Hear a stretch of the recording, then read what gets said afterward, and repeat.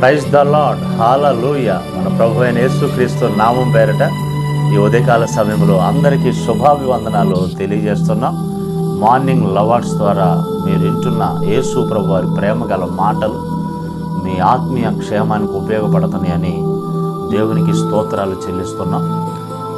నచ్చిన వాళ్ళు ఇతరులకి షేర్ చేయండి. వారికి కూడా ప్రయోజనకరంగా, వారి మేలును కోరిన వారు అవుతారు, వారి క్షేమాన్ని కోరిన వారు అవుతారు. ఏదో ఒక మాట ఎవరికో ఒకళ్ళకి ఉపయోగకరంగా ఉంటుందనేది నా యొక్క భావన, ఈ ప్రయత్నం. నా ప్రియ దేవుని బిడ్డలారా, ఈరోజు దేవుడు మనతో ఏం మాట్లాడుతున్నాడు అనేది మనము ఆలోచన చేయబద్దులమై ఉన్నాం. ఆసక్తిగా దేవుని వాక్యాన్ని, దేవుని మాటలో వినటంలో ఉన్న ఆశీర్వాదం అది అనుభవించిన వాళ్ళకి తెలుస్తుందని నేను చెప్పే ప్రతి మాట కూడా ఈ ఉదయకాల సమయంలో ప్రతి ఉదయం మార్నింగ్ లవర్స్ ద్వారా వచ్చే ప్రతి మాటలో క్రైస్తవులు ఆత్మీయ క్షేమం కొరకు, లేదా మీ ఆత్మీయ క్షేమం కొరకు, మీ కుటుంబ ఆశీర్వాదాల కొరకు, యేసు ప్రభు వారు ఇచ్చే దీవెనల కొరకు ఈ మాటలు మీకు అందించడం జరుగుతూ ఉంది.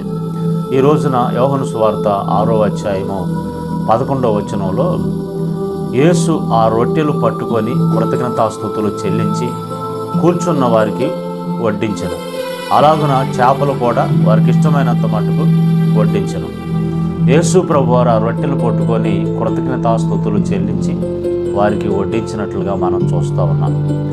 ఇక్కడ 5 రొట్టెలు 2 చేపలు 5,000 మంది భుజించిన ఆ సందర్భాన్ని మనం చూస్తూ ఉన్నాం. అయితే ఈ కృతజ్ఞత అనేది విషయాన్ని మీకు గుర్తు చేయాలని నేను ఇష్టపడతా ఉన్నాను. యేసు ప్రభు వారు తండ్రికి కృతజ్ఞతాస్తుతులు చెల్లించారు.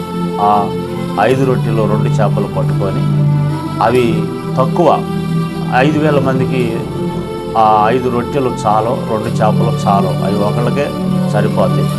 అందుకని దేవుడు ఏం చేశాడంటే యేసు ప్రభు వారు కృతజ్ఞతాస్తుతులు చెల్లించాడు. దాని ద్వారా ఏమైందంటే ఆశీర్వదించబడింది. ఇది ఎంత అద్భుతమైనటువంటి విషయం కదా నా ప్రియ దేవుని బిడ్డలారా. ఈ సందర్భంలో అమెరికాలో ఒక వ్యక్తి తన అనుభవాన్ని తనతో పంచుకున్నాడు. ఒకసారి వాళ్ళ ఇంట్లో పార్టీ జరిగిందంట, ఒక ఫంక్షన్ జరిగిందంట. ఆ ఫంక్షన్కి చాలామంది బంధువులు వాళ్ళు వీళ్ళు వచ్చారు, వెళ్ళిపోయిన వాళ్ళలో ఒక బాలుడు, ఒక కుర్రవాడు ఒక ఉత్తరాన్ని తనకు పంపించాడంట.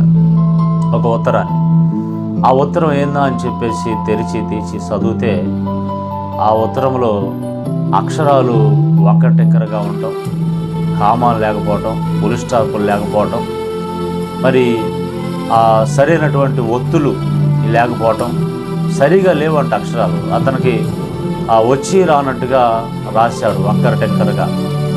అయితే అతనికి ఆ చదువుతున్న వ్యక్తికి బాధ కలిగిన కన్నీరు వచ్చినటువంటి విషయం ఏంటంటే, ఇతను ఏది రాకపోయినా సరే, మరి రైటింగ్ రాకపోయినా, కామాలు ఫుల్ స్టాపులు తెలియకపోయినా, మరి ఆ ఒత్తులు ఇవన్నీ కూడా తెలియకపోయినా కూడా ఇతను తన అంతరంగంలో ఉన్నటువంటి ఒక ఉద్దేశం ఏందయ్యా అంటే మనస్ఫూర్తిగా కృతజ్ఞతలు తెలపాలి అనేది ఆ ఉత్తరంలో ఉన్న భావాన్ని తాను గుర్తించి ఆయనకి కన్నీళ్ళు వచ్చాయంట. ఎందుకంటే కృతజ్ఞతలు చెప్పటానికి చక్కని రైటింగ్ అవసరం లేదు, కామాలు అవసరం లేదు, ఫుల్ స్టాపులు అవసరం లేదు, ఒత్తులు దాని భావం, తన అంతరంగంలో ఉన్న భావాన్ని ఆడెంతో ప్రయత్నం చేశాడంట ఆ పిల్లోడు చెప్పుకోవడానికి. తను అంటాడు కదా, నేను ఒక క్రైస్తవుడిని. అదేవిధంగా ఒక బాలుడు యేసు ప్రభు వారికి 5 రొట్టెలు 2 చేపలు తీసుకొచ్చి ఇచ్చినప్పుడు, ఆ బాలుడు ఆ 5 రొట్టెలు 2 చేపలు ఇచ్చేటప్పుడు అంట, ఇవి తక్కువ అని ప్రజలు ఎగతాళి చేస్తారేమో అని కానీ, తాను ఆకలితో ఉండాల్సి వచ్చిద్దేమో ఇస్తే అని కానీ, వాళ్ళమ్మ మరి తిట్టుద్దని కానీ, లేకపోతే యేసు ప్రభు వారు 5 రొట్టెలు 2 చేపలు ఏం సరిపోతారా అని తిరస్కరిస్తాడేమో అని కానీ, ఇవన్నీ కూడా ఏమీ ఆలోచన చేయకుండా యేసు ప్రభు వారికి ఇస్తే యేసు ప్రభు వారు వీటిని చాలినంతగా చేస్తాడని కృతజ్ఞత, స్తోత్రం, హల్లెలూయా, అవి యేసు ప్రభు వారి చేతిలో పెట్టాడంట. ఆ బాలుడు త్యాగం, వాడు తన హృదయంలో ఉన్న భావాన్ని వ్యక్తపరుస్తున్నాడు. అందుకని అమెరికా ఆ పిల్లవాడు ఇచ్చిన లెటర్ని గుర్తుగా తాను అట్లానే పెట్టుకున్నాడంట. అట్లానే పెట్టుకున్నాడంట. ఈరోజు నా ప్రియ దేవుని బిడ్డలారా, మన హృదయం కూడా కృతజ్ఞతతో నింపబడాలి. యేసు ప్రభువారు ఆయన 5 రొట్టెలు 2 చేపలు కృతజ్ఞతాస్తుతులు చెల్లించాడు. ఇక్కడ నేను చెప్పాలనుకున్న విషయం ఏంటంటే, దేవుడు నీకేదన్నా వరాలిస్తే యేసు ప్రభు చేతిలో నువ్వు ఉన్నప్పుడు వాటిని చాలినంతగా చేస్తాడు. యేసు ప్రభు దగ్గర నీ దగ్గర ఉన్నది ఆయన చేతిలో పెడితే దానిని చాలినంతగా సమృద్ధిగా దేవుడు ఆశీర్వదిస్తాడు. ఈ మాటలు వింటున్న మీకు అర్థమైందని నేను అనుకుంటున్నాను. కాబట్టి నా ప్రియ దేవుని బిడ్డలారా, దేవునికి మనం కృతజ్ఞతాస్తుతులు చెల్లించేవారుగా ఉండాలి. అదేవిధంగా యేసు ప్రభువారిది మనకు కలిగింది యేసు ప్రభువారికి ఇవ్వటం ద్వారా దాన్ని చాలినంతగా చేస్తాడు అనేటటువంటి ఆశీర్వాదాన్ని నీవు గుర్తించాలి. అందుకే ఆలోచించండి నా ప్రతి ఒక్కరిలో, ఒక్క అప్పమే నా దగ్గర ఉందయ్యా అన్నప్పుడు దైవ సేవకుడికి అది ఇస్తే ఆమె కరువు పోయేంత వరకు ఆ ఇంట్లో పిండి అయిపోలేదట, నూనె అయిపోలేదట. అంతటి సమృద్ధి అయినటువంటి ఆశీర్వాదాన్ని మనం చూస్తూ ఉన్నాం.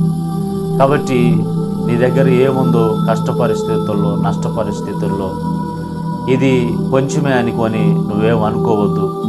దేవుడు నిన్ను ఆశీర్వదించడానికి, దేవుడు నిన్ను దీవించడానికి, నీ పరిచర్య అభివృద్ధి కోసం, నీ పరిచర్య విస్తరించడం కోసం దేవుడిచ్చిన నీ కృపావరాలు ప్రభు చేతిలో పెట్టి, ప్రభువా నా పరిచర్యకి నాకు చాలినంతగా చెయ్యయ్యా.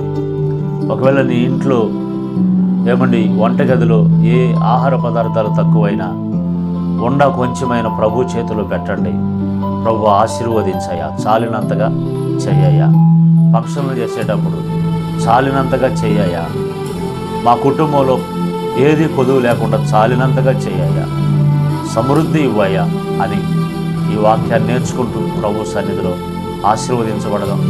ప్రార్థన చేద్దాం. సర్వకృపానిధి యేసు ప్రభువా, నీ గొప్ప నామాన్ని బట్టి స్తోత్రాలు. ఈ మాటలు వింటున్నా ఈ బిడ్డల జీవితాల్లో నాయన యేసు ప్రభువా, ఆ బాలుడు మీకు ఇచ్చే విషయంలో ఎలాంటి సంకుచితమైనటువంటి మనసు లేకుండా మంచి మనసుతో నీకు ఇచ్చాడు. ఈ రోజున మేము ఎట్లాంటి విషయంలో వెనకడుగు వేయకుండా నీకు ఇచ్చే విషయాల్లో మేము మాకు కలిగింది మీ చేతిలో పెట్టే అనుభవాలు మాకు ఇవ్వండి. ఆ ద్వారా చాలినంతగా మాకు సమృద్ధిని ఇచ్చి ప్రతి కుటుంబాన్ని ఆశీర్వదించమని యేసు నామం పేరట ప్రార్థిస్తున్నాం తండ్రి. Amen, amen.